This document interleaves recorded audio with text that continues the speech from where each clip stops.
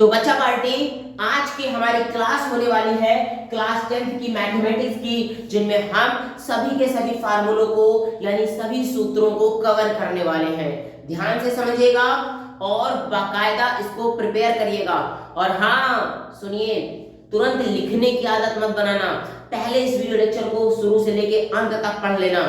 मैं इस 1 घंटे में पूरी बुक के पूरी एनसीईआरटी के सभी फार्मूलों को आपके सामने रखूंगा और आज सारी एनसीईआरटी की बुक के सभी फार्मूलों का होगा ऑपरेशन।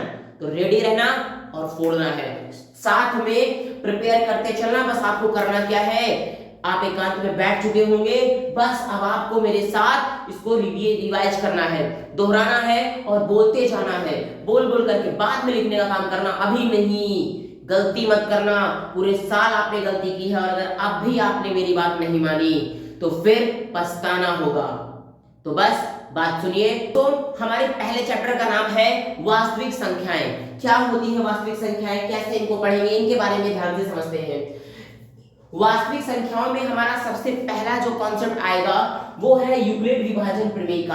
यूक्लिड विभाजन प्रमेय क्या होती है, अगर दो धनात्मक पूर्णांक a और b दिए गए हैं और एक यूनिक पूर्ण संख्या, अद्वितीय पूर्ण संख्या q तथा r भी विद्यमान है, ठीक है, तब a बराबर bq प्लस r होता है। लेकिन इसकी शर्त ये है कि जो r का मान होगा वो b के मान से छोटा होगा, लेकिन शून्य के मान से बड़ा होगा या फिर शून्य के बराबर होगा।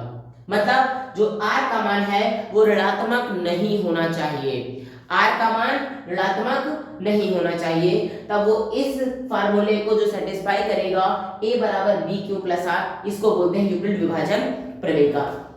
अब एक इंपॉर्टेंट चीज आती है कि अगर हमें कोई दो धनात्मक संख्याएं दी जाए, कोई दो धनात्मक पूर्णांक दिए जाएं a और b, तो किन्हीं दो धनात्मक पूर्णांक a और b के लिए इन दोनों संख्याओं का a और b का जो एलसीएम आएगा, a और b का एचसीएफ आएगा, इन दोनों का मल्टीप्लाई कराएंगे, इन दोनों का जो गुणनफल होगा वो उन दोनों संख्याओं के गुणनफल के बराबर होगा। मतलब पहली संख्या गुणे दूसरी संख्या बराबर लासा गुणे मासा। ये एक कॉन्सेप्ट इंपॉर्टेंट था। अगला समझते हैं परिमेय संख्याएं किन्हें कहते हैं। तो दोस्तों परिमेय संख्या उन्हें कहते हैं कि जिन संख्याओं को हम p बटे q के रूप में व्यक्त कर सकते हैं उन्हें परिमेय संख्याएं कहते हैं, बशर्ते q का मान 0 नहीं होना चाहिए, q का मान 0 नहीं होना चाहिए और p तथा q कैसे होने चाहिए, सह अभाज्य संख्याएं होनी चाहिए। p और q कैसे होनी चाहिए, सह अभाज्य संख्याएं होनी चाहिए। अब दोस्तों एक इंपॉर्टेंट चीज आती है कि परिमेय संख्या का अगर हम दशमलव प्रसार करें तो परिमेय संख्या का दशमलव प्रसार किस प्रकार से किया जा सकता है। तो परिमेय संख्याओं का दशमलव प्रसार दो प्रकार से होता है। पहला है शांत दशमलव प्रसार और दूसरा है अशांत आवर्ती दशमलव प्रसार। क्या होता है, शांत दशमलव प्रसार और अशांत आवर्ती दशमलव प्रसार। मतलब क्या होता है वो भी समझते हैं। याद रखिएगा दोस्तों, शांत का मतलब होता है अगर हम इन संख्याओं को भाग दें तो दशमलव के बाद एक निश्चित संख्या आने के बाद, कुछ निश्चित संख्याओं के बाद ये संख्या समाप्त हो जाए।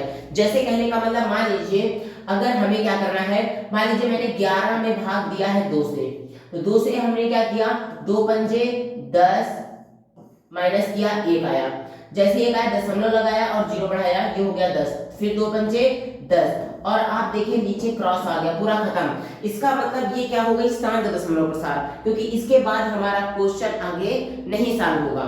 पर अगर अशांत आवर्ती दशमलव प्रसार का मतलब क्या होता है, बात समझिएगा। अशांत आवर्ती दशमलव प्रसार का मतलब होता है कि अगर हम ये ऐसा कुछ कर लें, कैसा कर लें कि अगर किसी संख्या को इस प्रकार से भाग दे कि उसका ये दशमलव प्रसार कभी शांत ही ना हो, वो हमेशा कंटिन्यू चलता रहे, उसको बोलते हैं आसान। और आवर्ती मतलब होता है बार बार आने वाला, कोई ना कोई ऐसी संख्या जरूर होगी या कोई संख्या का ग्रुप ऐसा होगा जो बार बार रिपीट करेगा। जैसे मान लीजिए मुझे 3 से भाग देना है 10 को, तो क्या करेंगे, 3 त्रिक को 9, माइनस किया 1 आया, दशमलव लगाया 0 बढ़ाया, क्या होगा 10, 3 त्रिक को 9, फिर माइनस करने पे 1 आया, दशमलव लगा है हम 0 बढ़ा सकते हैं, कितना कर देंगे, 3 त्रिक को 9, फिर माइनस करेंगे फिर 1 आ जाएगा। और ऐसी ये प्रक्रिया क्या होगी दोस्तों, बढ़ती जाएगी। और जब ये प्रक्रिया बढ़ती जाएगी तो इसका मतलब ये 3 का मान कभी खत्म नहीं होने वाला। तो ये क्या हो रही है, अशांत है, कभी खत्म नहीं हो रही है और आवर्ती है, मतलब 3 का रिपीटेशन हो रहा है, बार बार 3 की पुनरावृत्ति हो रही है। p व q के अभाज्य गुणनखंड का रूप, अगर हमने इन दोनों संख्याओं को लिखा जिन्हें p बटे q के रूप में लिख सकते हैं, अगर हम इनके अभाज्य गुणनखंड करें और वो 2 की घाते n और 5 की घाते m के गुणनफल के रूप में प्राप्त होता है तो उसे हम सामंत दशमलव प्रसार कहेंगे। और अगर यही 2 की घाते n और 5 की घाते m के गुणनफल के रूप में प्राप्त नहीं होता है तो इसे हम अशांत आवर्ती दशमलव प्रसार कहेंगे। उम्मीद है इतनी बात समझ में आ रही होगी। पहले चैप्टर में जो मोस्ट इंपोर्टेंट फार्मूले या कॉन्सेप्ट थे वो इतने थे। चलिए अब चलते हैं नेक्स्ट चैप्टर में। अगला चैप्टर है हमारा बहुपद। क्या है, बहुपद। बहुपद में बहुपद कहते हैं किसको है बहुपद कहते हैं किसको है दोस्तों, अगर हम p ऑफ x के रूप में किसी संख्या को लिखें, p होता है पॉलिनोमियल, बहुपद को इंग्लिश में बोला जाता है पॉलिनोमियल। क्या बोलते हैं, पॉलिनोमियल। तो याद रखिएगा पॉलिनोमियल को p से रिप्रेजेंट करते हैं। अगर p ऑफ x, x ये बताता है कि चर x के रूप में बहुपद दिया गया है, मतलब ये जो बहुपद हमें दिया गया है उसमें जो चर संख्या है वो क्या है, वो x है। तो अगर x के रूप में, अगर चर x के रूप में कोई बहुपद दिया जाता है तो उसको प्रदर्शित करते हैं p ऑफ x से। ठीक है, अगला कॉन्सेप्ट समझते हैं। अब देखिए दोस्तों, आती है बहुपद की घात। बहुपद की घात किसे कहते हैं पहले ये समझते हैं।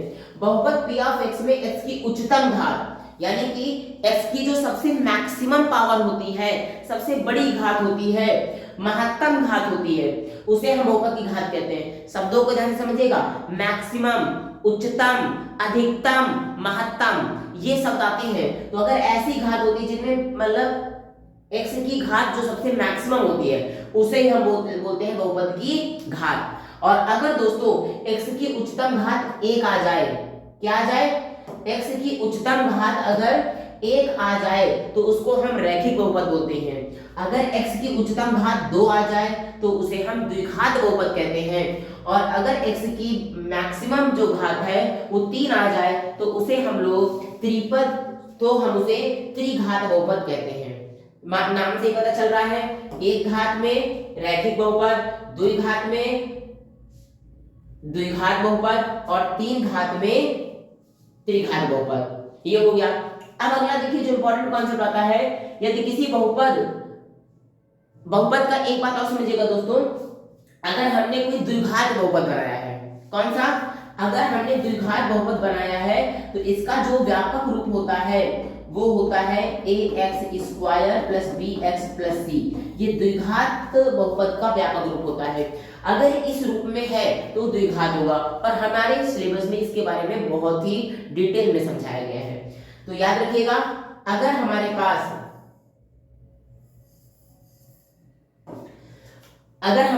कोई द्विघात बहुपद ax square plus bx plus c के रूप में है जिनके शून्यांक अल्फा और बीटा है, तब याद रखिएगा शून्यांकों का योगफल का फार्मूला होता है माइनस x का गुणांक बटे x स्क्वायर का गुणांक। क्या होता है, माइनस में x का गुणांक, जो x का गुणांक है उसको माइनस में रखना है और जो x स्क्वायर का गुणांक है उसको बटे में रखना है। मतलब कि अगर इसके अकॉर्डिंग हम बात करें, इस वाले के अकॉर्डिंग, तो क्या हो जाएगा, अल्फा प्लस बीटा, शून्यांकों को अल्फा और बीटा माना गया है तो अल्फा प्लस बीटा क्या हो जाएगा, माइनस बी अपान ए। ठीक है, इसी तरह शून्यांकों का गुणनफल होता है अचर पद बटे x स्क्वायर का गुणांक। अब अचर पद क्या है, इसमें अचर पद उसको कहते हैं जिसमें चर यानी कि x नहीं होता है, तो चर इसमें नहीं है, इसका मतलब ये हो गया अचर, और अचर हो गया c और x स्क्वायर का गुणांक हो गया a। इसका मतलब शून्यांकों का गुणनफल क्या होता है दोस्तों, c अपान a। चलिए अगले टॉपिक पे आते हैं। यदि बहुपद के शून्यांक अल्फा और बीटा है तब अभिष्ट बहुपद क्या होगा। कई बार क्वेश्चन ये भी दे दिया जाता है कि हमारे पास शून्यांक दिए गए हैं तो हमें बहुपद ज्ञात करना होता है। याद रखिएगा दोस्तों, अगर ऐसा क्वेश्चन आता है तो सबसे पहले आपको जरूरत पड़ेगी शून्यांकों का योगफल। पहले आप इन अल्फा और बीटा का योगफल ज्ञात करेंगे, फिर जैसे ही अल्फा और बीटा का योगफल आता है फिर उसके बाद आपको ज्ञात करना होगा अल्फा और बीटा का गुणनफल, और ये दोनों प्राप्त होने के बाद आप इस फार्मूले में रख देंगे तो आपको बहुपद, अभीष्ट बहुपद जो हमें प्राप्त करना है वो बहुपद प्राप्त हो जाएगा। जैसे अगर शून्यांक अल्फा और बीटा है, तब बहुपद क्या होता है x square minus alpha plus beta into x, यानी एक्स स्क्वायर माइनस शून्यांकों का योगफल गुणे एक्स प्लस शून्यांकों का गुणनफल। समझ गए? एक्स स्क्वायर माइनस शून्यांकों का योगफल गुणे एक्स प्लस शून्यांकों का गुणनफल, x square minus alpha plus beta x plus alpha beta. उम्मीद है आपको ये बात समझ में आ गई होगी। बहुपद में भी हमारे पास इतना ही कॉन्सेप्ट होता है। अगले में चलते हैं।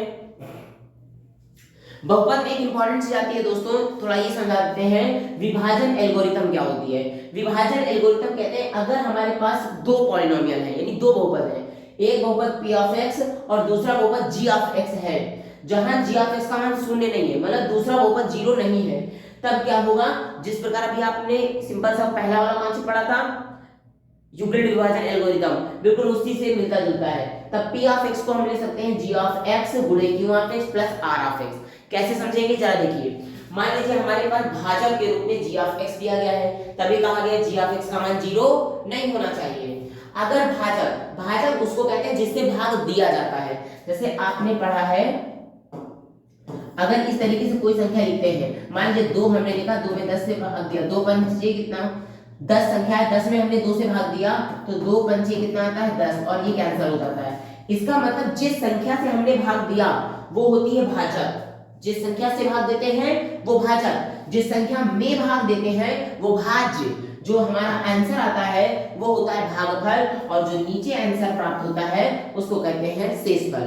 फिर से रिपीट करते हैं, जिस संख्या से भाग देते हैं वो भाजक, जिस संख्या में भाग देते हैं वो भाज्य, जो आंसर आता है वो होता है भागफल, और जो नीचे आंसर प्राप्त होता है वो कहलाता है शेषफल। इसका मतलब दोस्तों आप जरा ध्यान दीजिएगा, यहाँ पे अगर हम इस बात को समझें तो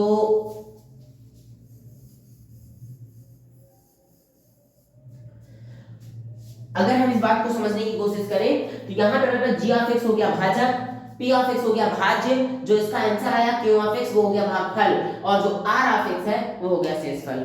अब इसी को अगर हम इस सिस्टम में रख देते हैं, यानी भाजक गुणे भागफल धन शेषफल बराबर होता है भाज्य। इसका मतलब क्या हो जाएगा, इसको हम इस तरह समझ सकते हैं कि भाज्य बराबर अगर हमें प्राप्त करना है तो भाज्य बराबर क्या हो जाएगा दोस्तों,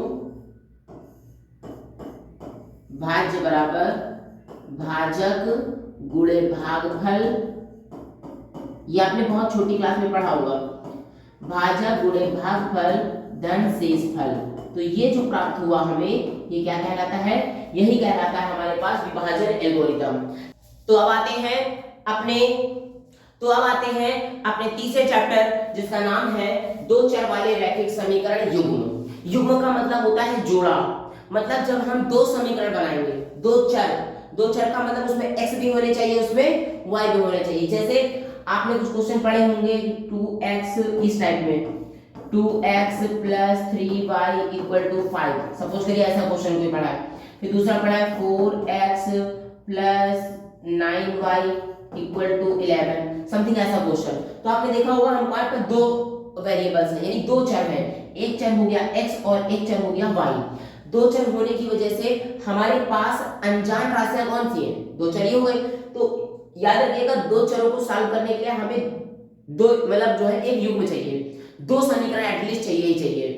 दो चरों को सॉल्व करने के लिए हमें कम से कम दो समीकरण चाहिए, और इन्हीं दोनों समीकरणों को हम बोलते हैं युग्म। ठीक है, तो हमें इसी के बारे में समझना है। तो चलिए कॉन्सेप्ट में बढ़ते हैं। पहला होता है दोस्तों, दो चर वाले समीकरण होते क्या हैं। पहले ये समझते हैं रैखिक समीकरण क्या होता है। वह समीकरण जिसे ax plus by plus c बराबर 0 के रूप में व्यक्त किया जा सकता है, उसे दो चर वाला रैखिक समीकरण कहते हैं। जैसे मैंने अभी बताया आपको, बिल्कुल ऐसे यहाँ पे एक x आ गया और एक y आ गया, दो चर के रूप में है। यहाँ पर a b और c जो है, a b और c क्या है, ये कोई हमारे पास पूर्णांक है, पूर्णांक संख्याएं हैं। क्या है ये, a b और c हमारे पास यहाँ पर क्या है, पूर्णांक है। ध्यान रखिएगा, तो a b c को हम चर नहीं मानेंगे, x और y को चर मानेंगे। तो ये हो गया हमारे पास इसके बारे में।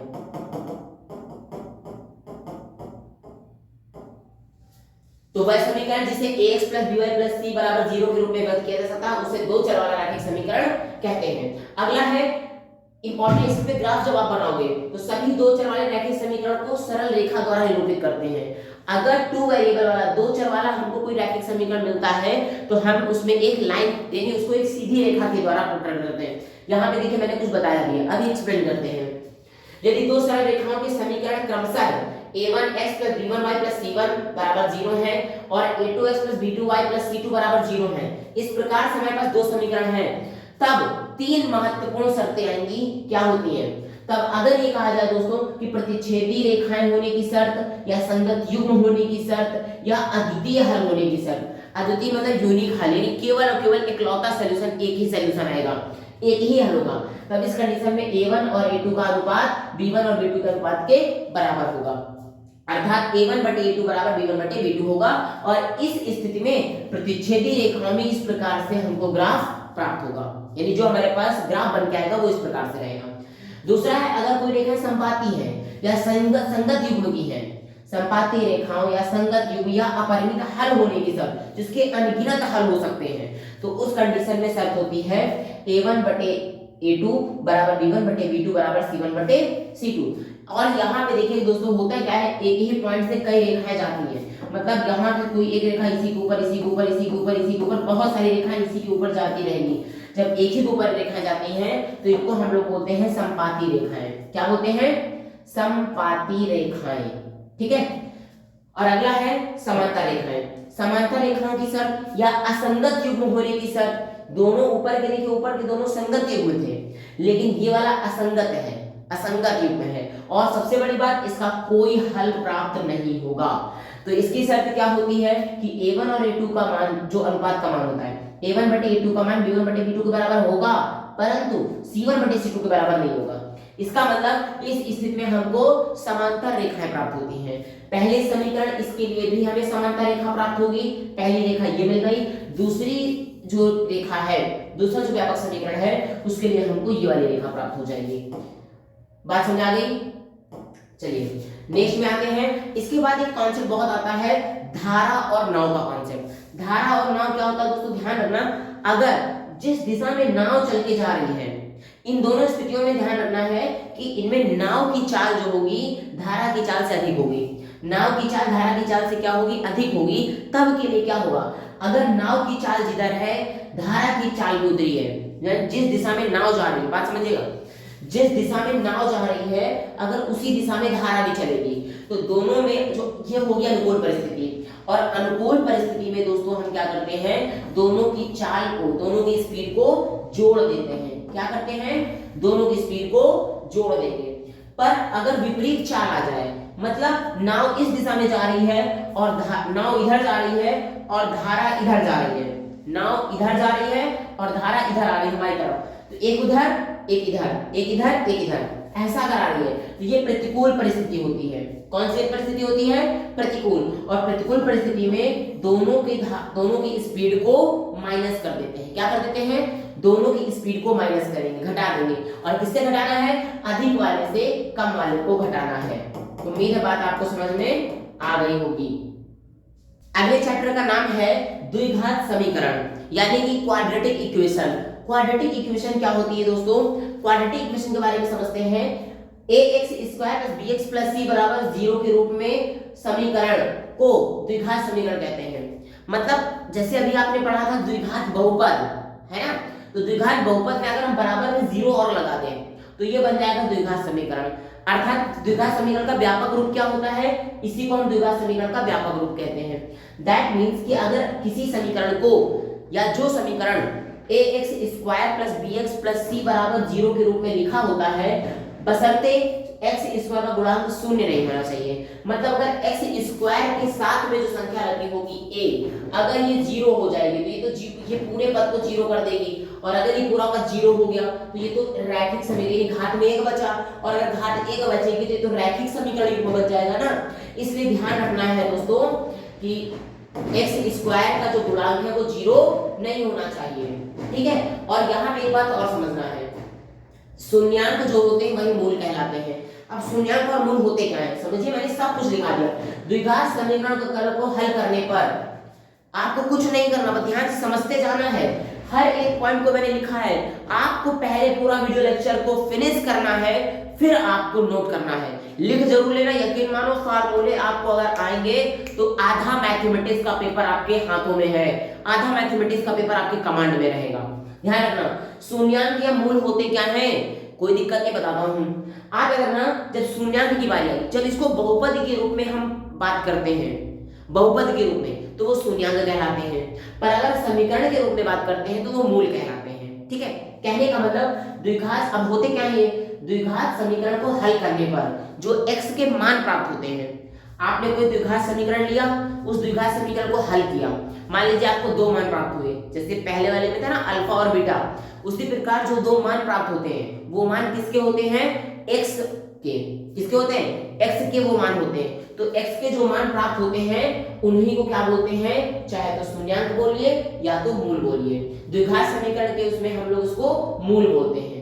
और अगर बहुपद के पर्सपेक्टिव से बोले, बहुपद के रेफरेंस से बोलेंगे तो उसको शून्यांक कहेंगे। सबसे इंपॉर्टेंट चीज है, ध्यान रखना, बहुपद के लिए बात करेंगे तो वो शून्यांक कहलाएंगे, लेकिन अगर हम समीकरण की बात करेंगे तो वो मूल कहलाएंगे। अच्छा, द्विघात समीकरण में मैक्सिमम घात कितनी होती है, यानी समीकरण की घात क्या है, जो बहुपद था आपके समीकरण बन गया, इसमें मैक्सिमम घात है 2। इसका मतलब x के दो मान प्राप्त होंगे। कितने मान प्राप्त होंगे, 2 मान। ठीक है, अब चलिए द्विघात समीकरण को हल करने की कितनी विधियां हैं, तो आपके सिलेबस में जो है द्विघात समीकरण को हल करने की 2 विधियां हैं। पहला है गुणनखंड विधि, यानी आप इस रूप में व्यक्त करिए, x square plus alpha plus beta into x plus alpha beta के रूप में सवाल को फॉर्म करिए। पहले इसको इस रूप में बनाइए, फिर उसके बाद इसको फैक्टर करिए, यानी गुणनखंड करिए, तो एक में आ जाएगा x प्लस अल्फा, एक में आ जाएगा x प्लस बीटा। जब इस रूप का आप इसको बना देते हो, इस रूप का, तो ये कहलाती है हमारी गुणनखंड विधि, फैक्टराइजेशन मेथड। ठीक है, लेकिन जब इसके अलावा हम बात करें तो इसके अलावा दूसरा होता है द्विघाती सूत्र। इसको आप द्विघाती सूत्र, क्वाड्रेटिक इक्वेशन या फिर श्रीधराचार्य जी का सूत्र कहते हैं। अब इसमें क्या होता है, ये भी इंपॉर्टेंट है, बहुत इंपॉर्टेंट पूछा जाता है। पहले डेरिवेशन भी था सिलेबस में, पर अब डेरिवेशन नहीं है, तो टेंशन नहीं लेना, अब आपको नॉर्मली से फार्मूला याद करना है। क्या होता है ये, अगर समीकरण ax square plus bx plus c बराबर 0 के रूप का है, मतलब अगर हमारा समीकरण द्विघात समीकरण के व्यापक रूप में दिया गया है, तो x का मान डायरेक्टली निकालने का फार्मूला होता है -b plus minus under root b square minus 4ac upon में 2a। और जिनमें जो d का मान होता है वो b स्क्वायर माइनस 4ac होता है। कैपिटल D को हम लोग विविक्तकर कहते हैं, इंग्लिश में डिस्क्रिमिनेंट बोलते हैं। इंग्लिश में क्या बोलते हैं, डिस्क्रिमिनेंट, यानी कि विविक्तकर। अब ये विविक्तकर इतना इंपॉर्टेंट है कि इससे एक क्वेश्चन ये लोग रख ही देते हैं। कितना इंपॉर्टेंट है, क्वेश्चन में कह देंगे कि आप मतलब मूलों की प्रकृति के रूप में समझते हैं। कई बार सवाल आएंगे तो आपको कंफ्यूज करेंगे, पर इनके आपको कीवर्ड को समझना है। कीवर्ड मतलब आप क्वेश्चन को पढ़िए, क्वेश्चन को पढ़ने के बाद उसमें मेन बात समझ में आ रही है उसको निकाल लो कि ये बात बोला है इसने, बस उसी बात को क्या करना है, बस रखना है और सॉल्व कर देना है। ऐसा कब होगा, जब कॉन्सेप्ट आपके दिमाग में होगा कि नहीं। चलिए समझिए, मूलों की प्रकृति दोस्तों 3 प्रकार से समझते हैं। अगर विविक्तिकर का मान, यानी कि जो b स्क्वायर माइनस 4ac का मान 0 से बड़ा है, अगर इसका मान 0 से क्या है, अगर इसका मान 0 से बड़ा है तो इसके 2 अलग अलग मान प्राप्त होंगे। भिन्न का मतलब क्या होता है, भिन्न का मतलब है यहाँ पर अलग अलग मान। भिन्न का मतलब क्या है, अलग अलग मान, और ये अलग अलग मान वास्तविक हल होंगे। ऐसा कब होगा, जब विविक्तकर का मान 0 से बड़ा होगा तो उसके वास्तविक हल होंगे और 2 अलग अलग मान प्राप्त होंगे। पर अगर b स्क्वायर का मान इसके बराबर होता है, ये इंपॉर्टेंट चीज है, ये जरूर पूछी जाती है। अगर इसका मान बराबर होता है, मोस्ट इंपॉर्टेंट में इसको रख लो, ये पूछा जरूर जाता है कि अगर विविक्तकर का मान 0 के बराबर है तो समझ लेना कि जो हल होंगे, जो मूल आएंगे अल्फा और बीटा, उनके मान बराबर होंगे और रियल होंगे, यानी वास्तविक संख्याएं होंगी। समझ गए, ये कहा जाता है। सवाल कैसे देता है कि कोई आपके पास कोई द्विघात समीकरण दिया गया है और कहा गया है कुछ सिद्ध करने के लिए कह दिया जाएगा कि मान लीजिए एक द्विघात समीकरण ax square plus bx plus c बराबर 0 के रूप का है, जिसके मूल समान है। क्या कह दिया जाएगा, जिसके मूल समान है तो मूलों को ज्ञात करिए। इस तरीके से क्वेश्चन आ जाएगा। तो मूल समान है तो इसका मतलब दिमाग में क्या आना चाहिए, मूल समान तभी होंगे जब विविक्तकर का मान 0 के बराबर होगा, आ जाना चाहिए। तीसरा होता है यदि विविक्तकर का मान 0 से कम है, यानी b² - 4ac का मान 0 से कम है, तो समझ लेना इसका कोई भी हल प्राप्त नहीं होगा और ये वास्तविक हल नहीं होगा, और इसका कोई भी वास्तविक हल प्राप्त नहीं होने वाला है। बस ये एक इंपॉर्टेंट चीज थी, आपको ध्यान रखनी है। अब आते हैं मोस्ट इंपॉर्टेंट चैप्टर में, जिसका नाम है समांतर श्रेणी। समांतर श्रेणी यानी कि अरिथमेटिक प्रोग्रेशन, इसको हम लोग एपी के नाम से भी जानते हैं। जरा इस पैटर्न को देखें दोस्तों। क्वेश्चन को पढ़ने से पहले यहाँ पे हम बात करते हैं समांतर श्रेणी में ये क्या है। जैसे हमारे पास कुछ संख्याएं लिखी हैं 2 4 6 8 10 12 14 16। आप इस नंबर को देखिए, इस पूरी श्रेणी को देखिए, इस पूरी सीरीज को देखिए। इस पूरी सीरीज को देखने के बाद आपको क्या पता चलता है, आपको पता चल रहा होगा कि यार इसमें पहला नंबर तो मुझे पता है और अगले नंबर में 2 जोड़ा जा रहा है। अगले नंबर में क्या किया जा रहा है, 2 को जोड़ा गया तो अगला संख्या है, फिर 2 को जोड़ा गया, सभी में देखो 2 क्या किया जा रहा है, जोड़ा जा रहा है ना। इसका मतलब हर अगले पद में 2 को जोड़ने पर, समझना, हर पहले पद में 2 को जोड़ने पर अगला पद प्राप्त होता है। पहली बात समझ आ गई? क्या कहा मैंने? कहा कि इसमें अगर कोई एक पद भी हमें प्राप्त है तो इस पहले पद में एक निश्चित संख्या जोड़ने पर, एक संख्या यानी 2 जैसे लिखी हुई इसमें, तो 2 को जोड़ने पर जस्ट अगली संख्या प्राप्त होती जा रही है। इसी को उल्टा करते हैं, वहां से क्या किया हमने, 2 को माइनस करना चालू किया, माइनस करना चालू किया और हमको एक उल्टी श्रेणी प्राप्त हो गई। जी हाँ, यही कॉन्सेप्ट होता है। क्या होता है? यही कॉन्सेप्ट है बालकों और बालिकाओं। दिक्कत क्या है, ये जो संख्या निश्चित संख्या जोड़ी या घटाई जा रही है, या तो ये संख्या जोड़ी जा रही है या तो ये संख्या घटाई जा रही है। तो जोड़ी जाने वाली संख्या या घटाई जाने वाली संख्या क्या कहलाती है? सार्वंतर कहलाती है। क्या कहलाती है? सार्वंतर। और इस प्रकार से प्राप्त श्रेणी को हम लोग बोलते हैं समांतर श्रेणी यानी कि एपी। और इसमें एक की पॉइंट ध्यान रखना दोस्तों कि हर अगला पद कब मिलेगा, पहले पद में प्लस करने पे मिलेगा या माइनस करने पे मिलेगा। वही बात मैंने अभी बताई है, हर अगला पद प्राप्त होगा किसी निश्चित संख्या को जोड़ने पर या फिर घटाने पर। अब देखिए समांतर श्रेणी का जो व्यापक रूप होता है वो क्या होता है। समांतर श्रेणी का व्यापक रूप होता है दोस्तों ए, जिसको हम बोलते हैं प्रथम पद, a + d यानी सर्वांतर को जोड़ दो, d होता है सर्वांतर। इस सर्वांतर को जोड़ने पर a + d, a + 2d, a + 3d a + n - 1 d। इस प्रकार से जब हम कोई भी श्रेणी को लिखते हैं तो वो श्रेणी कहलाती है समांतर श्रेणी। ठीक है, अब इनमें ध्यान ये भी रखना है दोस्तों आपको कि अगर इसमें होता क्या है, a हो गया प्रथम पद, d हो गया सर्वांतर और n हो गई पदों की संख्या। अब अगर हमें सर्वांतर पता करना है तो कैसे पता करेंगे? सर्वांतर पता करने का सबसे आसान तरीका है दोस्तों कि जस्ट अगले पद से पहले पद को माइनस कर दो, मतलब दूसरे पद से पहले पद को माइनस कर दो, या फिर तीसरे पद से दूसरे पद को माइनस कर दो, या फिर चौथे पद से तीसरे पद को माइनस कर दो। जस्ट अगला पद जो भी है उससे जस्ट पहले वाले पद को माइनस कर दो, आपको सर्वांतर प्राप्त हो जाएगा। चलिए आप कुछ नया प्राप्त करते हैं। अब समांतर श्रेणी में जो सबसे महत्वपूर्ण सूत्र आते हैं उनके बारे में बात करते हैं। इसको पढ़ने से पहले आप ये बताइए, क्या आज का वीडियो लेक्चर आपको समझ में आ रहा है? अगर हाँ तो जल्दी से वीडियो को लाइक कर दीजिए, फैमिली ग्रुप है उसमें शेयर कर दीजिए, स्टेटस पे लगा दीजिए, इंस्टा पे आप शेयर करिए, जहां जहां पे आप शेयर कर सकते हैं। The more you can share, please share. जितना ज्यादा आप शेयर कर सकते हो उतना कर दीजिए और हम लोग मेहनत करेंगे, आगे बढ़ेंगे। चलिए अब आगे बढ़ते हैं फार्मूलों में। समांतर श्रेणी का शुरुआत से प्रारंभ से nवें पद का फार्मूला होता है an बराबर a + n - 1 * d, और इसे ही हम AP का व्यापक रूप कहते हैं, यानी कि समांतर श्रेणी का स्टैंडर्ड फॉर्म, समांतर श्रेणी का व्यापक रूप हम इसी को कहते हैं।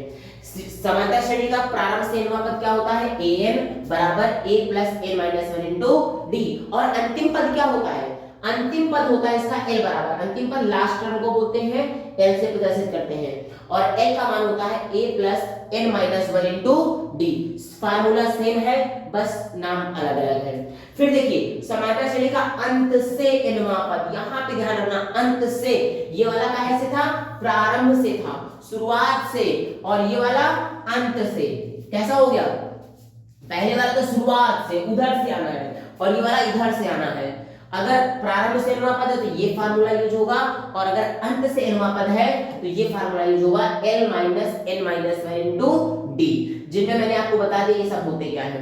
ठीक है, अब समांतर श्रेणी के n पदों का योगफल, योगफल को sn से प्रदर्शित करते हैं, और n पदों का योगफल क्या होता है, sn बराबर n बटे 2 2a plus n minus 1 into D.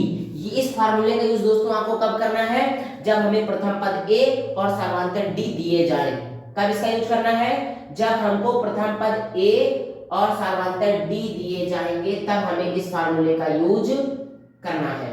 ये क्या हो गया, चलो दिख रहा है, ओके। अगर समांतर श्रेणी के पदों का योगफल एक दूसरा भी होता है n बटे 2 a प्लस l, इसका प्रयोग कब करेंगे, जब प्रथम पद a दिया जाए और अंतिम पद दिया जाए, मतलब इसमें सर्वांतर की जरूरत नहीं है। अगर सर्वांतर दिया जाएगा तो ऊपर वाला फार्मूला, सर्वांतर नहीं दिया जाएगा तो नीचे वाला फार्मूला हमें यूज करना है। फिर देखिए एक इंपॉर्टेंट एनसीईआरटी में रिमार्क के रूप में, टिप्पणी के रूप में छोटा सा बिल्कुल किनारे चुपका सा बैठा हुआ एक फार्मूला है। ये देखो, समांतर श्रेणी के nवें पद का फार्मूला होता है an बराबर sn माइनस sn माइनस 1, मतलब ap का अगर nवां पद हमें योगफल के रूप में प्राप्त करना है, योगफल के रूप में दिए गए मतलब रूप से ज्ञात करना है, तो sn माइनस 1 रखना होगा। और सबसे इंपॉर्टेंट चीज, अगर शाब्दिक क्वेश्चन आ जाए, वर्ड प्रॉब्लम वाले क्वेश्चन आ जाए, तो आपको क्या करना है, ध्यान रखना है, अगर किसी समांतर श्रेणी में मानने की बात आ जाए कि 3 पद मानिए, तो 3 पद मानने हो तो यही मानना जो ध्यान से दिया गया a माइनस डी, a और a प्लस डी। अगर मानने की बात आ जाए, 4 पद मानने हो तो a minus 3d, a minus D, a plus D, a plus 3d, इनको मानना है। और अगर 5 पद मानने हो तो a minus 2d, a minus D, a plus D, a plus 2d, इनको मानिए। और ये हमेशा करना है। ऐसा कब करना है, अगर क्वेश्चन में पर्टिकुलरली दे दिया जाए कि कोई किन्हीं 3 पदों को प्राप्त करना है, बस आपको श्रेणी ना दी जाए, पर इतना दिया जाए कि 3 पद कोई है, 4 पद कोई है, 5 पद कोई है, और आपको मानना पड़े, तो इन्हीं को मानना है। इसको नोट में लगाओ, इसलिए लिख दिया, ध्यान दीजिए, ध्यान दीजिए। हेलो, एक्सक्यूज मी, आप इस बात कर रहे हैं, पढ़ने आए हो ना, अब भी बातें, अब भी इधर उधर ध्यान दो, इसको इंपॉर्टेंट लगा लो, याद कर लेना है, बातें लिखना भी है, लेकर के प्रैक्टिस करनी है इसकी। 6th चैप्टर है, 6वां चैप्टर है त्रिभुज।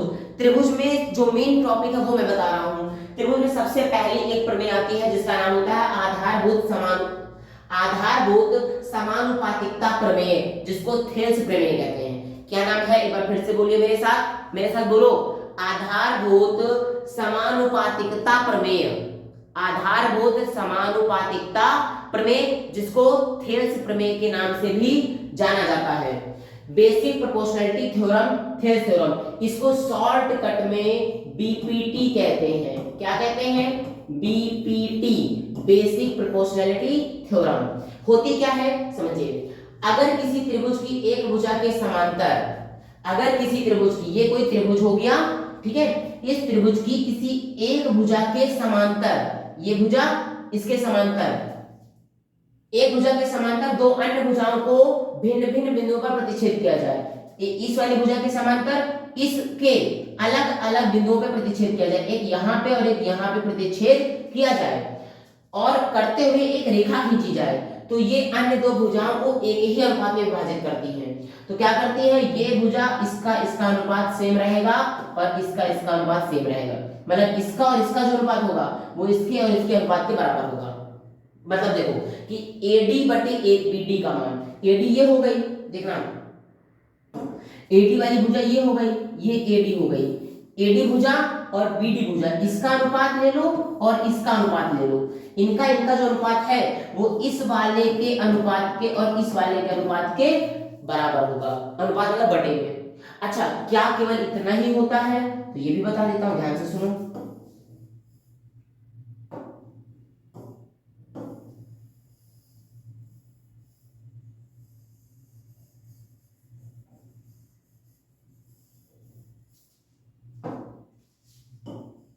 ये ए था, ये बी थी, ये सी था, ये डी थी, ये ई था। ठीक है, समझना। अगर जरूरी नहीं कि केवल इसको इसके अनुपात और इसको इसके अनुपात में व्यक्त किया जा सकता। दूसरा रूप भी देखो ना, एडी को पूरे के रूप में व्यक्त कर लो, एडी बटे पूरा एबी। कितना?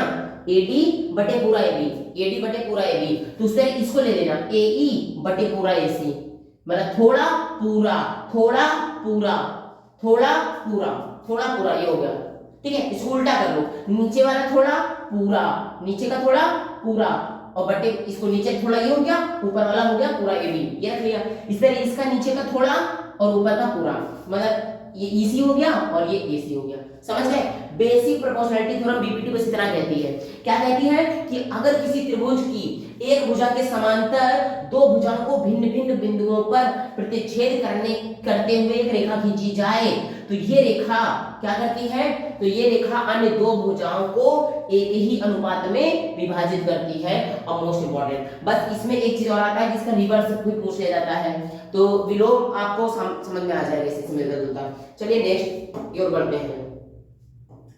अगला आता है दोस्तों हमारा निर्देशांक ज्यामिति। निर्देशांक ज्यामिति का एक इंपॉर्टेंट कॉन्सेप्ट क्या है? इसमें आता है दूरी का सूत्र। दूरी का सूत्र क्या होता है? अगर दो बिंदु हमारे पास इस प्रकार से दिए गए हैं, दो बिंदु कौन कौन से? एक बिंदु ए है और एक बिंदु बी है। ए के निर्देशांक है x1 y1 और बी के निर्देशांक है x2 y2। तो इनके बीच की दूरी का फार्मूला होता है √x2 - x1 का whole square plus y2 - y1 का होल स्क्वायर, जिनमें लास्ट में आपको मात्रक शब्द जरूर लिखना होगा, क्योंकि ना तो सेंटीमीटर दिया जाएगा ना मीटर दिया जाएगा, तो आपको मात्रक लिखना जरूरी है। इसमें विभाजन का सूत्र आता है। क्या कहा जाता है कि अगर मान लीजिए कोई ए बी, ये कोई रेखा है, रेखाखंड है, और इसको कोई बिंदु P है, ये m1 और m2 के अनुपात में विभाजित कर रहा है, तब इसके निर्देशांक क्या हो जाएंगे? तब x के लिए निर्देशांक ज्ञात करते हैं, तब x के लिए निर्देशांक क्या ज्ञात करेंगे? x के लिए निर्देशांक ये वाला हो जाएगा और y के लिए निर्देशांक ये वाला हो जाएगा। समझ गए? फार्मूला क्या बनेगा? m1 x2 + m2 x1 बटे m1 + m2, m1 y2 + m2 y1 बटे m1 + m2। ये अंतः विभाजन का सूत्र है, जब m1 और m2 अनुपात में m1 अनुपात m2 में व्यक्त किया जाए, इसके रूप में विभक्त होता। और अगर मध्य बिंदु का सूत्र कहा जाए कि मध्य बिंदु, ये अगर मान लीजिए कि P जो है बिल्कुल मध्य में, बिल्कुल बीचों बीच में है, तो इसका निर्देशांक क्या हो जाएगा? तो इसके निर्देशांक के लिए फार्मूला लगेगा, इसके निर्देशांक के लिए फार्मूला लगेगा x1 + x2 बटे 2, y1 + y2 बटे 2, ये लग जाएगा। और अगला देखिए त्रिभुज के केंद्र के निर्देशांक। केंद्र क्या होते हैं इसको जरा समझते हैं। मान लीजिए दोस्तों कि अगर हमारे पास कोई एक त्रिभुज दिया गया है और ये त्रिभुज की कोई माध्यिका खींची जाए। माध्यिका क्या होती है? माध्यिका वो रेखाखंड होता है जो किसी शीर्ष से खींची जाती है और त्रिभुज के सामने वाली भुजा को दो बराबर भागों में बांटती है। अर्थात शीर्ष से खींची गई रेखा जो सामने वाली भुजा के मध्य बिंदु पर पड़ती है, तो उस रेखा को बोलते हैं माध्यिका। कितनी माध्यिकाएं होती है त्रिभुज में? 3। एक ये हो गई, दूसरी ये हो गई, तीसरी ये हो गई। तो अब ये माध्यिकाओं का जो प्रतिच्छेदी बिंदु होता है, इसको कहा जाता है केंद्रक। क्या कहा जाता है? केंद्रक। बात समझ गए?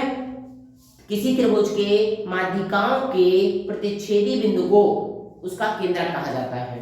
तो अब हमको उम्मीद है आपको ये कॉन्सेप्ट क्लियर हो गया होगा। अब जरा देखिए, अगर इस केंद्रक के निर्देशांक हमें पता करने हैं तो कैसे पता किए जाएंगे?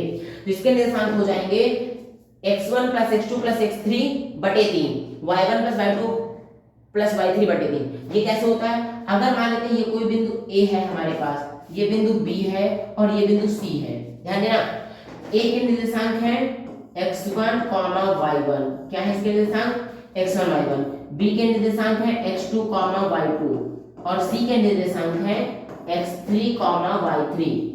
तो दोस्तों अगर हमें इसके बारे में केंद्रक के निर्देशांक पता करने हैं तो x1 + x2 + x3 बटे 3, y1 + y2 + y3 बटे 3 ये पता करना होगा। और एक चीज और ध्यान रखना है कि केंद्रक, कोई भी केंद्रक ये हो जाए, प्रत्येक माध्यिका को 2 और 1 के अनुपात में विभाजित करता है। मतलब अगर हम इसकी बात करें तो यहाँ से यहाँ तक की रेखा अगर 2 है तो यहाँ से यहाँ तक की रेखा 1 हो जाएगी, 2 और 1 के अनुपात में, समझ गए? यहाँ से यहाँ तक अगर 2 है तो इधर का 1 हो जाएगा, ठीक है। ये क्या करेगा, इसको 2 और 1 के अनुपात में विभाजित करेगा। अगर इसको 2 मान ले तो नीचे का 1 हो जाएगा, अगर इसको 2 मान ले तो इधर वाला 1 हो जाएगा, समझ गए? तो ये पॉइंट जो है वो इसी बात को बताता है कि केंद्रक प्रत्येक माध्यिका को 2 और 1 के अनुपात में विभाजित करता है। अगले चैप्टर में आते हैं। अगला चैप्टर है हमारा मोस्ट इंपॉर्टेंट है त्रिकोणमिति का। त्रिकोणमिति में क्या चीज समझते हैं? त्रिकोणमिति में सबसे इंपॉर्टेंट एक चीज आती है जो होती है पाइथागोरस प्रमेय। पाइथागोरस प्रमेय आपको पता है अनिवार्य रूप से आनी चाहिए। तो होता क्या है, इसमें हम एक समकोण त्रिभुज की बात करते हैं। समकोण त्रिभुज उसे कहते हैं जिसका एक कोण 90 अंश होता है और शेष 2 कोण क्या होते हैं, न्यून कोण होते हैं। न्यून कोण यानी कि 90 अंश से कम के कोण होते हैं। अब पाइथागोरस प्रमेय के लिए क्या होता है, यहाँ पे एक चीज समझना है दोस्तों कि कोई भी चीज ध्यान रखना, किसी समकोण त्रिभुज के कर्ण का वर्ग शेष 2 भुजाओं के वर्गों के योग के बराबर होता है। 90 अंश के सामने की भुजा कर्ण कहलाती है। अगर इस कर्ण का स्क्वायर कर दे, कर्ण का वर्ग कर दे, तो ये जो लंबवत रेखा है, लंब का स्क्वायर और आधार का स्क्वायर, इनको जोड़ने पे दोनों का उत्तर समान प्राप्त हो जाएगा। तो ये कहलाती है पाइथागोरस प्रमेय। अब इंपॉर्टेंट बात करते हैं त्रिकोणमितीय अनुपात। त्रिकोणमितीय अनुपात में 6 अनुपात होते हैं जिनमें से 3 इंपॉर्टेंट है। 3 कौन से? Sine theta, cos theta, tan theta. Sine theta, cos theta, tan theta. Theta क्या होता है, इनके बीच में जो कोण बना हुआ है इसको बोलते हैं थीटा, कोई भी न्यून कोण। तो साइन थीटा का फार्मूला होता है लंब बटे कर्ण। क्या होता है, लंब बटे कर्ण। और साइन का उल्टा होता है कॉस थीटा, इसको कर्ण बटे लंब कह देंगे। साइन थीटा को उल्टा कॉस थीटा, इसको उल्टा कर दो, प्रतिलोम कर दो तो उल्टा बन जाएगा। cos थीटा होता है आधार बटे कर्ण, तो आधार बटे कर्ण और इसका cos का उल्टा स्टेप होता है, इसको उल्टा कर दो तो कर्ण बटे आधार। tan थीटा होता है लंब बटे आधार, इसको उल्टा कर देंगे बचे बनेगा cot थीटा आधार बटे लंब। इसको याद रखने की ट्रिक होती है लाल बटे कक्का। लाल मतलब L से लंब बटे कर्ण साइन के लिए हो गया, आधार बटे कर्ण cos के लिए हो गया, लंब बटे आधार tan के लिए हो गया। इसका उल्टा कर दो, कर्ण बटे लंब कितना हो जाएगा, cosec के लिए, कर्ण बटे आधार हो जाएगा sec के लिए, आधार बटे लंब हो जाएगा cot के लिए। तो इस तरीके से आपको मालूम हो जाएगा। और ये जो व्युत्क्रम अनुपात है, जो मैंने इसी को बताया कि sin cosec का उल्टा तो cosec sin का उल्टा, sin थीटा बराबर 1 cosec थीटा या फिर cosec थीटा बराबर 1 sin थीटा, दोनों एक दूसरे के क्या होते हैं, उल्टा होते हैं, पूरक होते हैं। cos थीटा बराबर 1/sec थीटा और sec थीटा बराबर 1/cos थीटा, tan थीटा बराबर 1/cot थीटा और cot थीटा बराबर 1/tan थीटा। इनमें से एक सबसे इंपॉर्टेंट चीज जो आपको याद रखनी है वो ये है कि 90 अंश के सामने की भुजा को क्या कहेंगे, कर्ण। क्या कहेंगे, कर्ण। और थीटा के सामने यानी जो भी हम न्यून कोण लेंगे, न्यून कोण के सामने की भुजा कहलाएगी लंब। क्योंकि दोस्तों याद रखना कर्ण का मान किसी पर्टिकुलर एक त्रिभुज के लिए नहीं बदलेगा, पर लंब का मान यानी जो थीटा के सामने की भुजा वो बदलती रहेगी। जैसे अगर मैंने थीटा इसको लिया है तो ये लंब बन जाएगी, पर अगर थीटा हमने इसको मान लिया तो फिर ये वाली भुजा लंब बन जाएगी, समझ गए? अगर ये थीटा है तो ये लंब कहलाएगी और अगर ये थीटा है ये लंब बन जाएगी। इस बात को विशेष रूप से ध्यान देना है।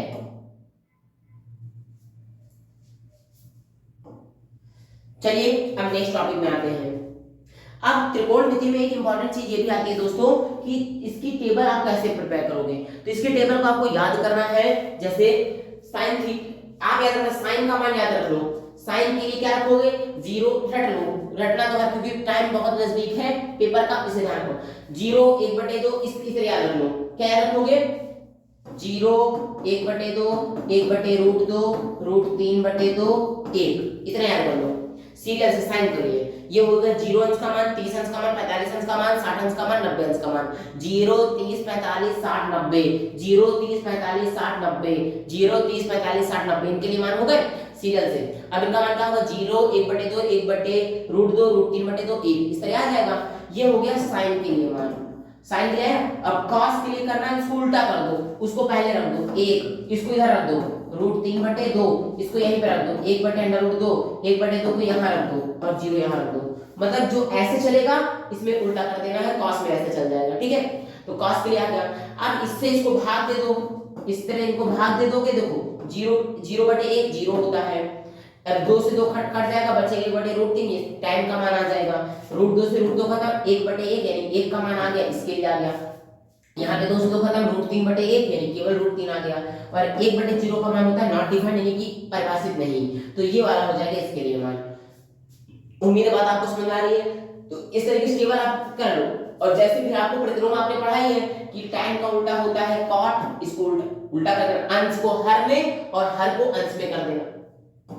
cos का उल्टा होता है sec, इसको उल्टा कर देना। sin का होता है cosec, इसको उल्टा कर देना। जैसे आप इसको उल्टा कर दोगे तो आपको ये सारी टेबल आपको प्रिपेयर हो जाएगी। तो दोस्तों आप बताओ क्या आपको ये चीज प्रिपेयर हो रही है, समझ में आ गया? एक बार अपने मन से प्रैक्टिस कर लेना। जैसे प्रैक्टिस हो जाती है बाकायदा बढ़िया से एक बार लिख करके प्रैक्टिस जरूर करना। तो ये हो जाएगी टेबल के मान, इसको 2-3 बार लिख करके याद करो, ठीक है। अगले में बढ़ते हैं त्रिकोणमिति सर्व समीकरण। सर्व समीकरण में जैसे मेन होता है sin square theta plus cos square theta का मान 1 होता है। अब अगर हम इनको उल्टा कर दें तो sin स्क्वायर थीटा का मान हो जाएगा 1 माइनस cos स्क्वायर थीटा, क्योंकि cos को इधर ले गए तो माइनस में गया तो बचेगा sin स्क्वायर थीटा। उस तरीके से अगर हम cos को इधर रखें sin को ले जाएं तो cos स्क्वायर थीटा बराबर हो जाएगा 1 माइनस sin स्क्वायर थीटा। फिर होता है sec स्क्वायर थीटा, मतलब 3 मेन है, इनसे हमने 9 फार्मूले बना दिए। sec square theta minus tan square theta बराबर 1, तो sec स्क्वायर थीटा बराबर हो जाएगा 1 प्लस tan स्क्वायर थीटा, और tan स्क्वायर थीटा बराबर हो जाएगा sec स्क्वायर थीटा माइनस में 1। फिर cosec square theta minus cot square theta बराबर होता है 1। अब इसको भी उससे चेंज करेंगे तो cosec स्क्वायर थीटा बराबर हो जाएगा 1 प्लस cot स्क्वायर थीटा, और cot स्क्वायर थीटा बराबर हो जाएगा cosec स्क्वायर थीटा माइनस 1। तो ये हो गए हमारे पास त्रिकोणमिति के इंपॉर्टेंट फार्मूले। चलिए अब नेक्स्ट में आते हैं। अगले में बात करें दोस्तों तो अगला होता है हमारे पास त्रिकोणमिति के अनुप्रयोग। त्रिकोणमिति के अनुप्रयोग का मतलब होता है एप्लीकेशन ऑफ ट्रिग्नोमेट्री, अर्थात हमने जो ट्रिग्नोमेट्री के फार्मूले पढ़े हैं इनका हम डेली लाइफ में कहां यूज करने वाले हैं, वो होता है इसके अंतर्गत। चलिए समझते हैं। इसमें सबसे पहला कॉन्सेप्ट आता है उन्नयन कोण। उन्नयन कोण का मतलब होता है, जरा चित्र को देखो, इस आदमी को देखो ये क्या कर रहा है, अपनी आंखों से ऊपर की तरफ देख रहा है, देख रहा है ना, इधर से देखते हैं। ये आदमी क्या कर रहा है, ये आदमी अपनी आंखों से कोई चीज ऊपर रखी हुई है उसको ऊपर की तरफ देख रहा है। तो जब हम अपनी आंखों से ऊपर की तरफ देखते हैं, जो देखने वाला होता है उसको प्रेक्षक बोलते हैं। क्या बोलते हैं? प्रेक्षक। तो कोई ऊपर की तरफ देखता है तो आंखों के सामने एक अगर लाइन खींच ले, बिल्कुल काल्पनिक रेखा, तो ये क्षैतिज रेखा कहलाती है। तो क्षैतिज रेखा से ऊपर देखने में जितना भी कोण बन रहा, समझ रहे हो, इससे एक सामने रेखा हम ऐसे करके ऐसे खींच लेते हैं। तो जैसे हमने इसको ऐसे खींचा तो मेरी आंखों के ऊपर में देखो ऐसे लाइन ये जा रही है ऐसे करके, ये तो ये इसके बीच में जितना भी कोण बन रहा है, ये उंगली का इशारा देखो यहाँ पे, तो ये जो कोण बनेंगे इसी को बोलते हैं उन्नयन कोण। उन्नयन मतलब नयन के ऊपर, आंखों के ऊपर का कोण उन्नयन कोण। और अगर मैं नीचे देखूं तो ये रेखा वैसी रहेगी। अब इसके नीचे मैं कोई भी चीज देखूं तो नीचे का जो कोण बनेगा वो अवनमन कोण कहलाता है। परिभाषा पहले समझिए। जब कोई वस्तु प्रेक्षक की आंख से जाने वाली क्षैतिज रेखा, ये प्रेक्षक हो गया, इसकी आंख में होगी क्षैतिज रेखा, ठीक है, ये देखो मैंने यहाँ बताया है, आंख से होगी क्षैतिज रेखा, इसके ऊपर कोई भी चीज लोकेटेड है, यहाँ पे कोई चीज रखी हुई है, ठीक है, क्षैतिज रेखा के ऊपर होती है, इस रेखा के ऊपर रखी हुई है, तो उस अवस्था में वस्तु और प्रेक्षक की आंख को मिलाने वाली रेखा के क्षैतिज रेखा से ऊपर जो कोण बनता है, यानी कि इस रेखा पे और इस रेखा के ऊपर इनके बीच में ये वाला जो कोण बना है इसको बोलते हैं उन्नयन कोण। तो ये वाली रेखा जो क्षैतिज कहलाएगी, ये वाली दृष्टि रेखा कहलाएगी, साइड, लाइन ऑफ साइट, समझ गए। तो मतलब आंखों के ऊपर जो कोण बनता है उन्नयन कोण, और इसी का उल्टा करें, इसी को उल्टा करें तो क्या बन जाएगा, अवनमन कोण। अवनमन कोण क्या होता है, जब कोई वस्तु प्रेक्षक की आंख से जाने वाली क्षैतिज रेखा के नीचे स्थित होती है। मतलब देखो जैसे इसको देख लो, ये लगा यहाँ से देख रहा, ये आंखों का ये क्षैतिज रेखा इधर आ रही, ये क्षैतिज रेखा हो गई, ये पिंक कलर वाली, ये क्षैतिज रेखा हो गई। अब इसमें से क्या हो, नीचे कोई चीज, ये गेंद नीचे स्थित है, तो ये गेंद को नीचे देख रहा, तो इस क्षैतिज रेखा से और इस देखने दृष्टि रेखा के बीच में जो कोण बन रहा है उसको अवनमन कोण कहते हैं। क्या कहेंगे, अवनमन कोण। मतलब जैसे ये लड़का है, इस छोटे से बच्चे को देख रहा है, तो ये नीचे की तरफ देख रहा है ना, तो ये वाली हो जाएगी कौन सी रेखा, ये बन जाएगी क्षैतिज रेखा, और ये हो जाएगी दृष्टि रेखा। तो इनके बीच में जो कोण बनेगा वो कहलाएगा अवनमन कोण। समझ में आ गई बात। अवनमन कोण क्या होता है, चलिए ठीक है, याद रखना, अवनमन कोण और उन्नयन कोण, उन्नयन कोण और अवनमन कोण हमेशा 90 अंश से कम रहेंगे, यानी कि दोनों ही न्यून कोण रहेंगे, इस बात को विशेष ध्यान रखना है, ठीक है। चलिए नेक्स्ट में आते हैं। अगला आता है चैप्टर हमारा वृत्त। वृत्त में मोस्ट इंपॉर्टेंट दो प्रमेय हैं और दोनों की दोनों प्रमेय पेपर में आती हैं। क्या होती है पहली प्रमेय? पहली प्रमेय है एक वृत्त की किसी भी बिंदु पर स्पर्श रेखा स्पर्श बिंदु से जाने वाली त्रिज्या पर लंब होती है। मतलब अगर हमने कोई एक ये वृत्त बनाया है और यहां से कोई स्पर्श रेखा खींची है तो क्या होगी, ये इस केंद्र से कोई रेखा जाएगी तो ये इस पे लंबवत रेखा होगी। अर्थात हम ये कह सकते हैं कि त्रिज्या स्पर्श रेखा पर लंब होती है। इसका कहने का ये मतलब हो गया कि जो त्रिज्या है वो इस स्पर्श रेखा पर लंब है, यानी 90 अंश का कोण बना रही है। इसी को हमने लिख दिया OM। OM हो गई ये रेखा और ये PQ हो गई स्पर्श रेखा। ये क्या है, आपस में परपेंडिकुलर यानी लंबवत रेखा है। पहली प्रमेय ये थी। दूसरी प्रमेय की बात करते हैं। दूसरी प्रमेय को जरा ध्यान से पढ़िएगा। दूसरी प्रमेय क्या कहती है दोस्तों? दूसरी प्रमेय कहती है कि किसी बाह्य बिंदु से वृत्त पर खींची गई स्पर्श रेखाओं की लंबाइयां हमेशा बराबर होती हैं। मान लीजिए ये हो गया कोई एक वृत्त, देखो ये क्या हो गया, क्या हो गया, ये हो गया कोई एक वृत्त, ठीक। वृत्त के बाहर कोई बिंदु P रखा गया है, यहां से एक स्पर्श रेखा ये खींची गई, यहां से एक स्पर्श रेखा ये खींची गई। तो ये जो स्पर्श रेखा यानी कि ये PA, यहां से यहां तक की जो दूरी PA है और यहां से यहां तक की जो दूरी PB है, दोनों का मान क्या होगा, आपस में बराबर होगा। और बस इसी को कहा गया है इस प्रमेय में। क्या ये बात नहीं समझ में आई आपको? इंपॉर्टेंट चीज क्या थी? उम्मीद है आपको ये बात समझ में आ चुकी होगी। तो ये दूसरी प्रमेय, दो प्रमेय वृत्त में बस इसी चीज के बारे में है। इसको P नाम दे दिया, इसको A नाम दे दिया यहाँ पर और इसको नाम दे दिया B। तो PA बराबर PB। बाह्य बिंदु से वृत्त पर खींची गई स्पर्श रेखाओं की लंबाइयां बराबर होती हैं। आई होप कि आपको ये बात समझ में भी आ रही होगी। चलिए नेक्स्ट टॉपिक में आते हैं। वृत्तों से संबंधित क्षेत्रफल। आपने वृत्त के बारे में पढ़ लिया, वृत्त से संबंधित दो महत्वपूर्ण प्रमेय के बारे में भी जान लिया। अब हम बात करेंगे वृत्तों से संबंधित जो क्षेत्रफल होते हैं। तो ये ऊपर के तीन फार्मूले तो बिल्कुल बेसिक है कि वृत्त का परिमाप, जिसे हम वृत्त की परिधि भी कहते हैं, दोनों का फार्मूला होता है 2πr। अगर ये पूरा वृत्त है, ये वृत्त का केंद्र हो गया, केंद्र से ये त्रिज्या हो गई, तो त्रिज्या अगर r है तो वृत्त का परिमाप या वृत्त की परिधि दोनों चीज सेम होती है, दोनों सेम ही चीज है। इनका फार्मूला होता है 2πr और वृत्त के क्षेत्रफल का फार्मूला होता है πr²। ये आपने छोटी क्लास में पढ़ा है। नया क्या पढ़ना है? नया पढ़ना है आपको, नया चीज में दो कॉन्सेप्ट को समझना है। एक है वृत्त का त्रिज्यखंड यानी कि सेक्टर ऑफ द सर्कल, और एक है वृत्त का वृत्तखंड यानी कि segment of the circle. Sector और सेगमेंट दोनों को समझना है। क्या होता है देखिएगा, अगर हम दोस्तों एक कोई सर्कल बना देते हैं, सर्कल में दो त्रिज्याओं को ले लेते हैं। ये क्या हो गई, ये पहली त्रिज्या, दूसरी त्रिज्या। तो दो त्रिज्याओं और संगत चाप, ये चाप बोलते हैं इसको, जो पीले रंग से रेखा आप देख रहे हैं इसको चाप बोलते हैं। दो त्रिज्याओं और संगत चाप के बीच का जितना भी क्षेत्र होता है ये कहलाता है त्रिज्यखंड यानी पिज्जा स्लाइस। आप इसको क्या समझ सकते हो? पिज्जा का जो टुकड़ा होता है, पिज्जा स्लाइस, पिज्जा का टुकड़ा, पिज्जा खाते हो, पिज्जा का जो टुकड़ा होता है वो एक्चुअल में क्या होता है, त्रिज्यखंड होता है। समझ गए? ये हो गया पिज्जा, तो इसको हम बोले त्रिज्यखंड। अब याद रखना, जो छोटा पार्ट होता है उसको क्या बोलते हैं? जो छोटा पार्ट होता है उसको लघु त्रिज्यखंड बोलते हैं, और जो बड़ा सा पार्ट जो ग्रीन कलर से आपको दिख रहा है, ये वाला जो ग्रीन कलर से दिख रहा है ये वाला पार्ट, ये कहलाता है दीर्घवृत्तखंड। छोटे वाले को लघु छोटे वाले को लघु त्रिज्यखंड और बड़े वाले को दीर्घ त्रिज्यखंड कहते हैं। परिभाषा क्या होती है? दो त्रिज्याओं और संगत चाप से घिरा हुआ क्षेत्र त्रिज्यखंड कहलाता है, और बड़े क्षेत्र को दीर्घ त्रिज्यखंड कहते हैं, छोटे क्षेत्र को लघु त्रिज्यखंड कहते हैं। अब आइए वृत्तखंड पे।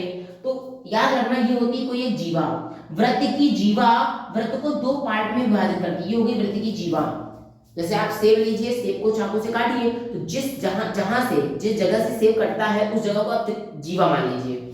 तो जैसे मान लीजिए जीवा वृत्त को दो पार्ट में काटती है, जीवा वृत्त को दो भागों में विभाजित करती है, और प्रत्येक भाग को वृत्तखंड कहते हैं, जिनमें से बड़े वाले भाग को दीर्घ वृत्तखंड कहते हैं और छोटे भाग को लघु वृत्तखंड कहते हैं।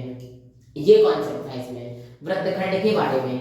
और इनमें एक चीज बताया, वृत्त आर हो गई वृत्त की त्रिज्या, और एक क्या हो गया, पाई का मान 22/7 या 3.14, ये आपने पढ़ा है। ठीक है, आगे चलते हैं। त्रिज्यखंड से संबंधित फार्मूले ये लिखे हुए हैं और वृत्तखंड से संबंधित इकलौता फार्मूला ये लिखा हुआ है। लघु त्रिज्यखंड का क्षेत्रफल, लघु त्रिज्यखंड आपने सीख ही लिया है, ये छोटा वाला पार्ट लघु त्रिज्यखंड, बड़ा वाला हरा वाला पार्ट दीर्घ त्रिज्यखंड, समझ गए। तो यहाँ पे अगर लघु त्रिज्यखंड का क्षेत्रफल है तो थीटा बटे 360 गुणे पाई आर स्क्वायर। थीटा क्या होता है, जैसे आपने ये देखो ये पूरा बनाओ, यहाँ पे थीटा जिन कोण पे, यानी दोनों त्रिज्याओं के बीच में, दोनों त्रिज्याओं के बीच में जो कोण बन रहा है, त्रिज्या होगा इनके बीच में जो कोण बन रहा है उसको थीटा कहेंगे। तो थीटा के बारे में आपको मालूम हो गया, ये हो गया। और लघु त्रिज्यखंड की चाप की लंबाई, चाप मतलब ये जो पीले रंग से आपने देखा था ये हो गया चाप। अगर केवल इतने की लंबाई हमें पता करनी है, इतने के बीच में, तो इतने की लंबाई केवल जो पीले रंग से है, इतने की लंबाई पता करने के लिए हमको ये वाला फार्मूला अप्लाई करना होगा। कौन सा, ये थीटा बटे 360 गुणे पाई आर, सॉरी थीटा बटे 360 गुणे 2 पाई आर। और दीर्घ त्रिज्यखंड के क्षेत्रफल के लिए 360 से थीटा को माइनस करना, बाकी सेम लगा देना है, 360 माइनस थीटा बटे 360 गुणे पाई आर स्क्वायर। और दीर्घ त्रिज्यखंड के चाप की लंबाई के लिए 360 माइनस थीटा बटे 360 गुणे 2 पाई आर। और अगर वृत्तखंड का क्षेत्रफल पता करना है तो पहले क्या करेंगे, पूरे त्रिज्यखंड का क्षेत्रफल ज्ञात करो। मान लो ये पूरा ये हो गया और ये पहले ये पूरा क्या बन गया, त्रिज्यखंड बन गया। इस त्रिज्यखंड के क्षेत्रफल को पहले ज्ञात कर लो, इतने को, ये जैसे ज्ञात हो जाए ऊपर की इस त्रिभुज के क्षेत्रफल को इस वाले को माइनस कर दो, ये वाले को हटा दो। जैसे हटा दोगे तो ये वाला पार्ट आ जाएगा और यही पार्ट कहलाता है हमारा, जो शेडेड पार्ट दिख रहा है ये कहलाता है वृत्तखंड। तो वृत्तखंड के क्षेत्रफल में इस तरीके से। तो 12वें चैप्टर में आते हैं, ये वाला चैप्टर है हमारे पास मोस्ट इंपोर्टेंट, मेंसुरेशन में आता है। मेंसुरेशन वाला टॉपिक बहुत इंपॉर्टेंट है, इसमें फार्मूले आपको रटने घटने पड़ेंगे। चलिए घन पे आते हैं। घन क्या होता है, घन की सभी भुजाएं आपस में बराबर होती हैं और घन के आयतन का फार्मूला होता है a क्यूब। a क्या है, अगर घन की भुजा a है तो उसका क्यूब कर दो, आ जाएगा आयतन। इसका पार्श्व क्षेत्रफल, पार्श्व पृष्ठीय क्षेत्रफल का मतलब आपको ये समझना है दोस्तों, अगर कहीं पे पार्श्व पृष्ठीय क्षेत्रफल दिया गया है, जैसे यहाँ पे ये दिया गया है, अगर कहीं पे पार्श्व पृष्ठीय क्षेत्रफल दिया गया यहाँ पर और यहाँ पर, तो दिमाग में एक चीज आना चाहिए, मतलब इन्होंने पूछा है दीवारों का क्षेत्रफल। क्या पूछा है इन्होंने, दीवारों का क्षेत्रफल। दिमाग में ये बात हमेशा तुरंत स्ट्राइक कर जानी चाहिए। सवाल में आ जाए दीवारों का क्षेत्रफल ज्ञात करो, समझ जाना 4 दीवारें होती हैं, 4 दीवारों के लिए ये वाला फार्मूला अप्लाई करना है, चाहे घन में हो या घनाभ के लिए, इसके बारे में क्लियर। और अगर संपूर्ण प्रश्न में आए तो इसका मतलब 4 दीवारें तो रहेंगी, छत और फर्श दोनों हो जाएंगी। चलिए अब आगे आते हैं। तो आयतन के लिए हो गया a क्यूब, और अगर पार्श्व पृष्ठीय क्षेत्रफल यानी दीवारों का क्षेत्रफल आ जाए तो 4a स्क्वायर, क्या हो जाएगा 4a स्क्वायर। संपूर्ण पृष्ठीय क्षेत्रफल आ जाए तो 6a स्क्वायर, क्या हो जाएगा 6a स्क्वायर। और विकर्ण आ जाए, विकर्ण मतलब यहां से लेकर के यहां तक की बात अगर की जाए, किसकी बात की जाए, यहां से लेकर के यहां तक की लंबाई की बात की जाए, तो इसको बोलेंगे विकर्ण। और विकर्ण के लिए फार्मूला हो जाएगा √3 गुणे भुजा, क्या हो जाएगा √3 गुणे भुजा, √3 है। और वही घनाभ की बात करेंगे तो आयतन का फार्मूला हो जाएगा लंबाई गुणे चौड़ाई गुणे ऊंचाई, LBH। पार्श्व पृष्ठीय क्षेत्रफल यानी कि दीवारों का क्षेत्रफल हो जाएगा 2l + b × h, ब्रैकेट का ध्यान रखना है।